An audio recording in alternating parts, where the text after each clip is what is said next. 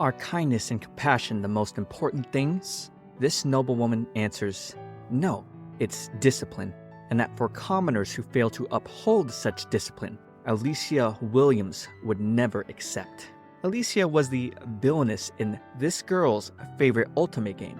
She's an evil girl who torments the heroine, but this girl admired her fortitude and sympathized with her ruthless verbal abuse. She just couldn't bring herself to like the heroine after all.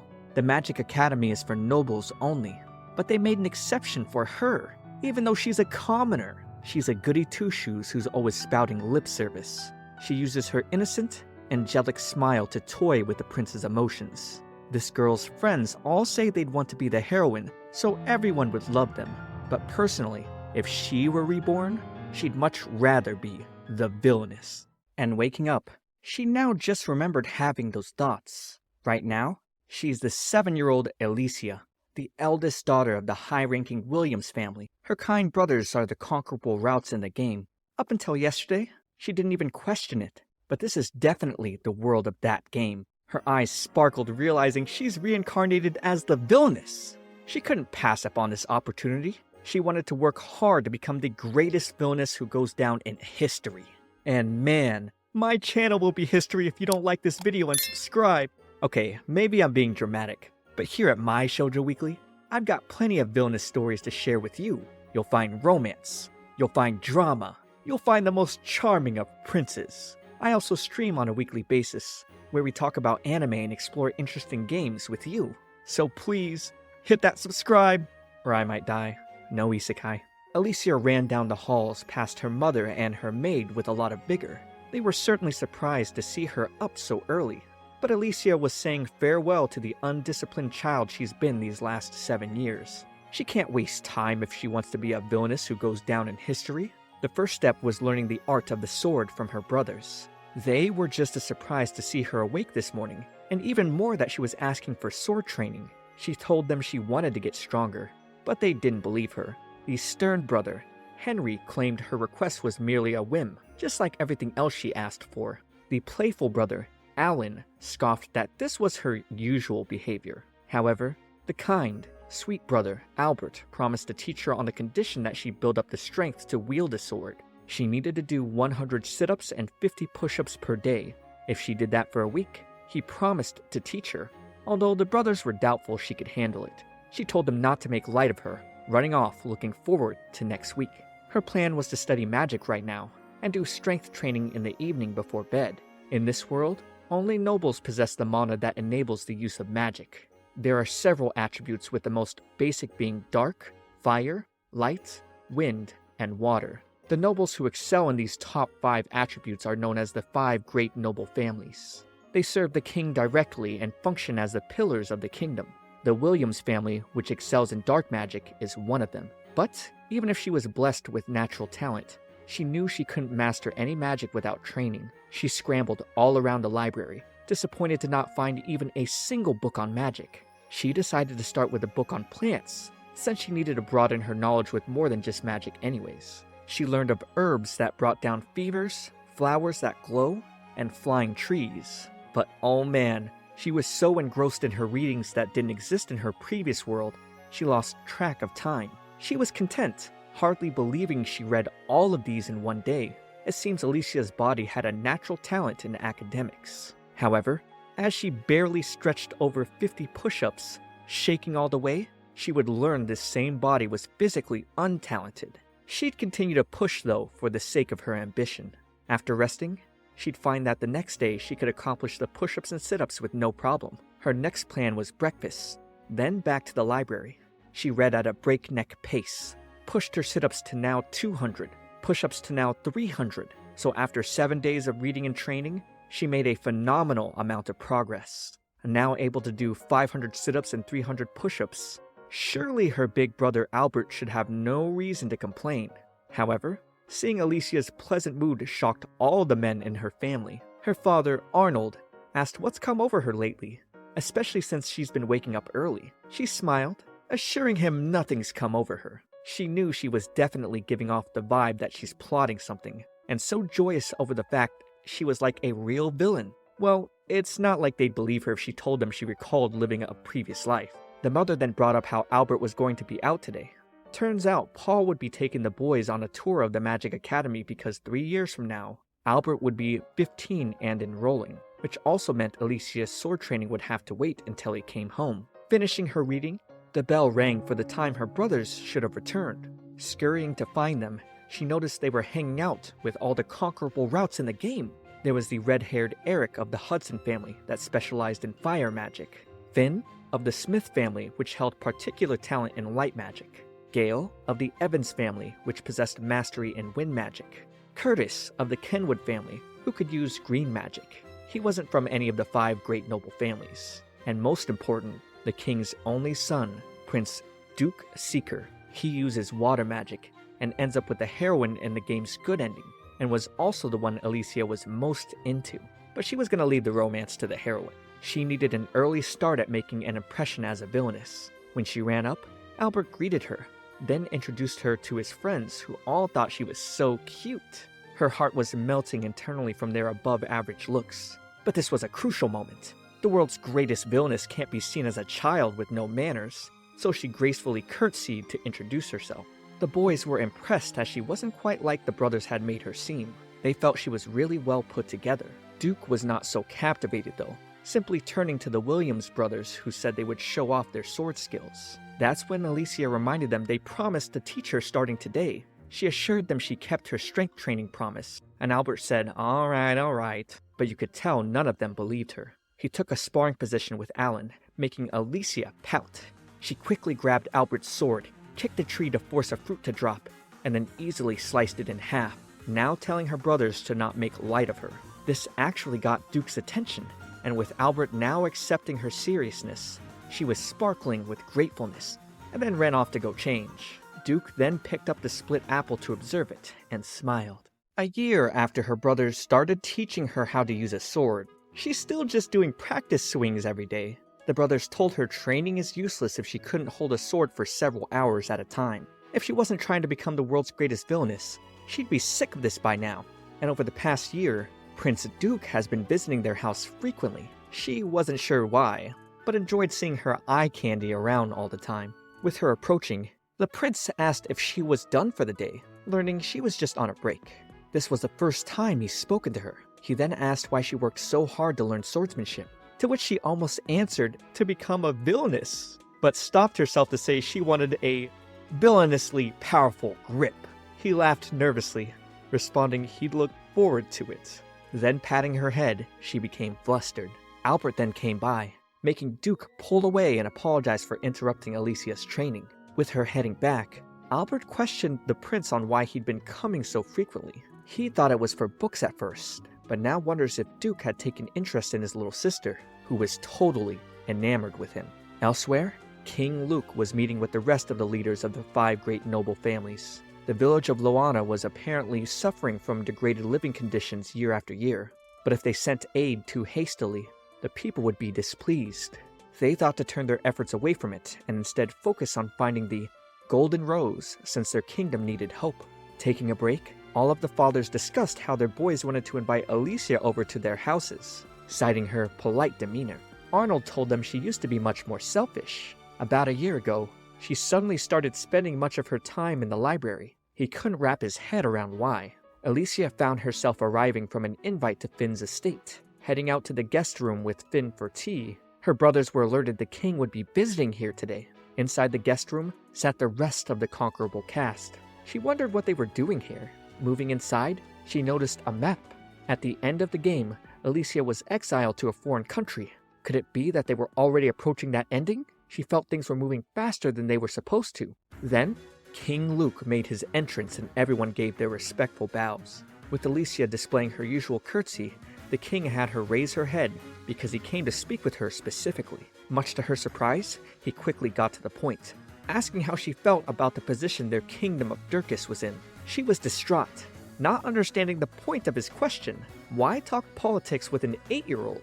But just as quick, she understood this must be a villainous test. She felt God has set this task to determine if she could be a great villainess. So, she expressed that while the kingdom of Dirkus is a major power, she could not call it a good nation. This shocked everyone in the room. She elaborated that while they may have a strong economy, the majority of the money lied with the nobility, creating a serious wealth gap. In Loana, a village on the outskirts, life is so difficult that many don't know if they can afford bread for tomorrow. Discontent toward the nobility grows ever greater. An uprising could break out at any time. The king then asked how Alicia would fix their economic strength. Her response was to take advantage of their neighbor, Calvera, and its gold mines. The king questioned this, since Calvera was ruled by Laval, another major power, making Alicia further detail they shouldn't go to war, but instead fund Calvera's independence. Their kingdom should maintain their relationship on the surface while trading with Calvera, and make them owe Durkis a debt. Once Calvera gains independence, they would have advantage in trading with them. Using others in order to make a profit is something Alicia knew that Goody Two-Shoes heroine would never do. If she kept this up, she'd come into conflict with the heroine eventually. She felt totally on track to being the greatest villainess ever. The king praised Alicia's thought process and took off, leaving her to breathe a deep sigh of relief. Duke asked if she was nervous, and seeing him up close, she thought he really was quite attractive. In the halls, Lord Evans brought up that the golden rose had been found. Now things were getting serious. Being met with a table full of desserts, Alicia was eager to eat. She gratefully accepted, stacking her plate full of macarons. And munching along, Duke couldn't stop staring at her while smiling. Curtis remarked they used to call him the Ice Prince, but now it seems an unexpected spring breeze had smitten him. At sunset, Duke presented Alicia a gift. He knew it was a bit late, but this was a birthday present for her. Opening it, she was blown away seeing the diamond necklace. After Duke left, she was still sweating because diamonds were far more valuable here than back in her old world. She couldn't comprehend why he'd possibly give her this. Back in the king's meeting room, they watched the golden rose bloom. Its owner, a baker in the castle town. When the baker's only daughter was born, this unusual rose bloomed, so he kept it. The 5 great nobles now knew this girl was the saint. This girl would join the kingdom's ruler to guide the people to peace and save the world. When one who will control the kingdom's fate is born, a special rose blooms. This was proven when the blue rose bloomed for Duke. With the 2 of them leading the way, the kingdom was certain to flourish. However, the king knew such a transformation always came at a price, and the bigger the transformation meant troubled times certainly awaited them with destruction and war. The legend of the saint spoke of this to occur when the saint united with a member of the royal family. They all had no choice but to accept this fate. In Alicia's room, though, she was working on her squats while wearing her diamond necklace. Even if Duke falls for the heroine one day and demands its return, she would never give it back. She was going to look him dead in the eye and refuse, like a true villainess. In the library, Alicia was contemplating on how to get to the village of Loana. Looking at a map, she thought to go through the forest behind the mansion. The king said people there couldn't even afford bread.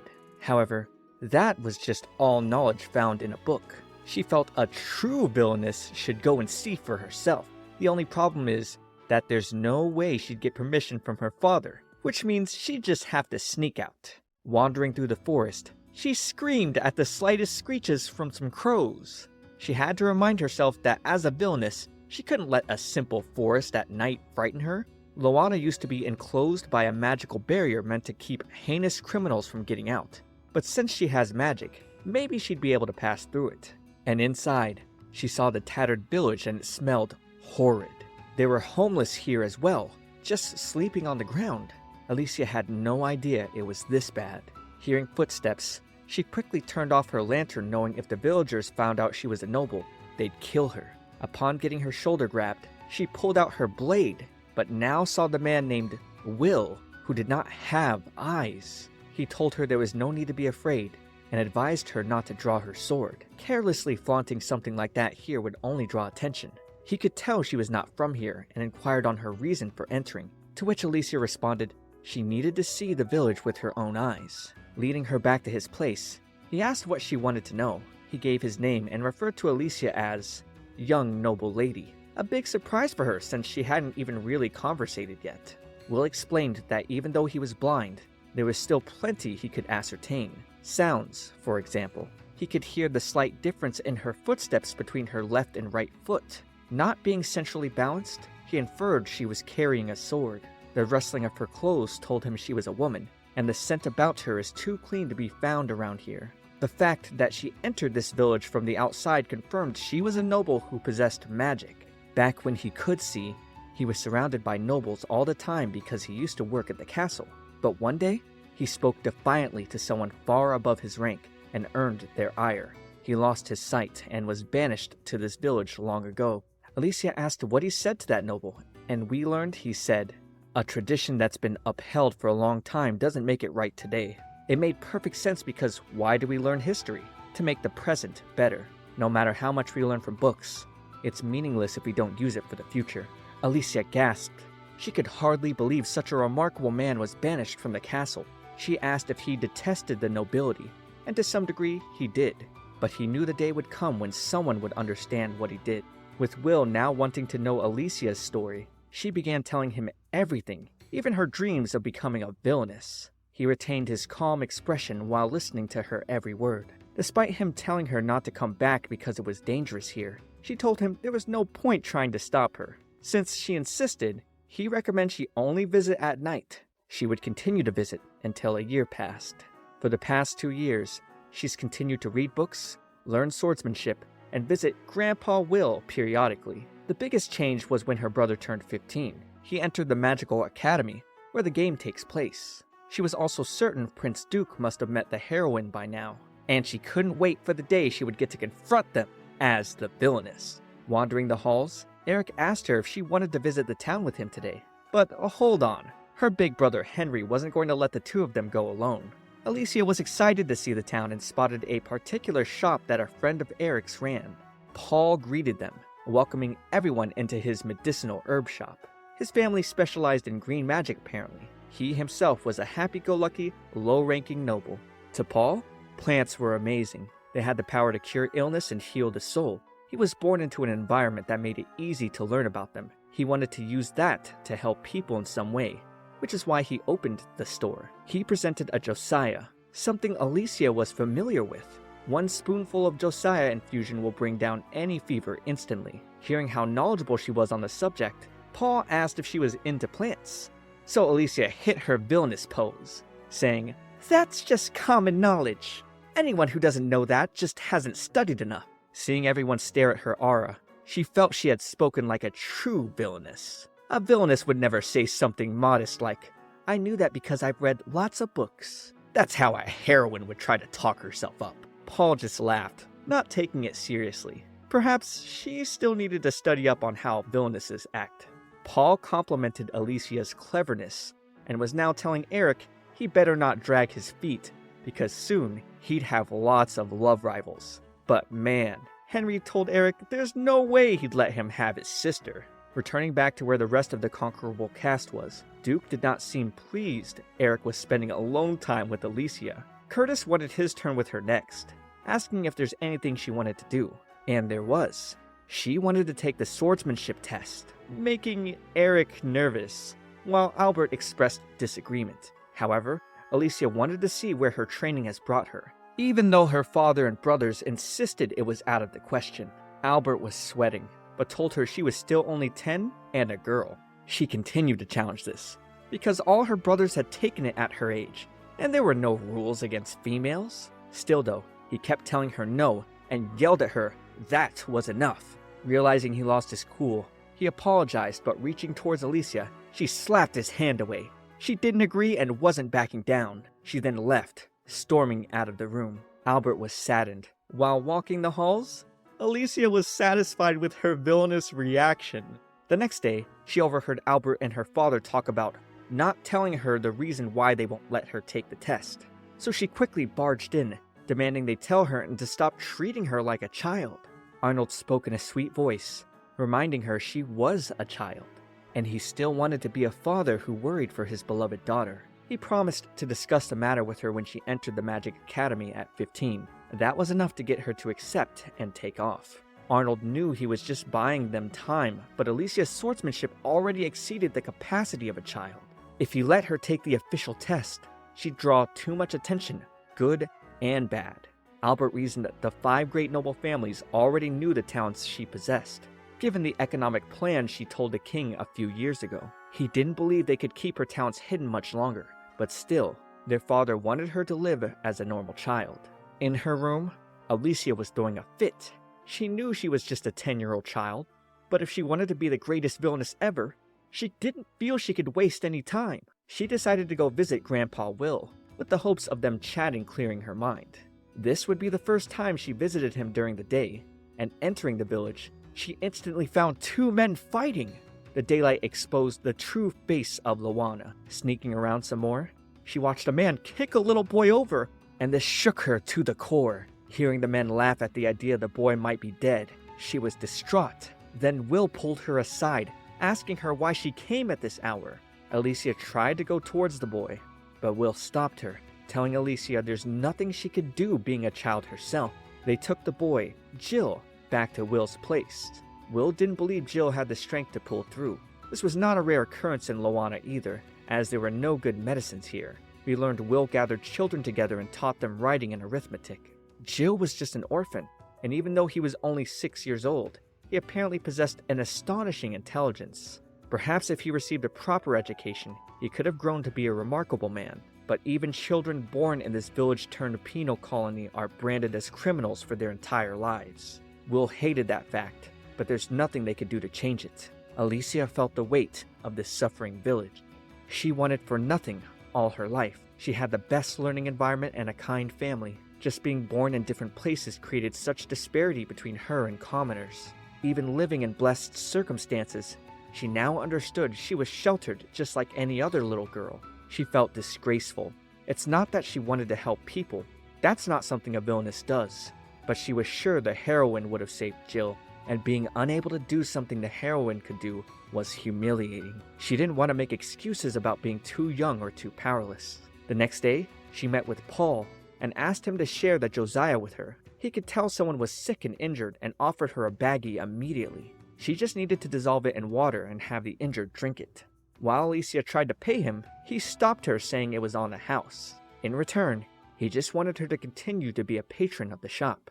After administering the concoction to Jill, he was going to be just fine. With Will thanking Alicia, she admitted to her powerlessness. She thought she was doing all she could to become the greatest villainess ever, but now understood if she couldn't take action when it counted, there was no point. So from now on, she was going to dedicate all she had to her studies, and work even harder to be a villainess who goes down in history. However, Will was still unsure about the term villainess. Back in the family library, Alicia was determined to find a grimoire. She needed to master magic. Suddenly, sparks flew off of her and revealed a hidden bookcase. Opening the first book, it was exactly what she was looking for. This whole section was magical grimoires. She got to studying. Learning magic had different levels. Levels 50 plus required the mana of the 5 great noble families. The highest recorded level was level 100. But in one part of the game, the heroine and Prince Duke exceed level 100. As a villainess, Alicia knew she might always fall short of the heroine, but that was no reason not to work hard. She wanted to start with level 1 magic to make an object float. She needed to focus her mana towards her fingertips. Thinking this whole thing to be strange since there was no incantation, she casted Float and marveled over the book she made levitate. Even though it moved and smacked her right in the face, she had more to learn and was fired up. A few days later, she was shuffling bookshelves using level 5 magic, movement of objects.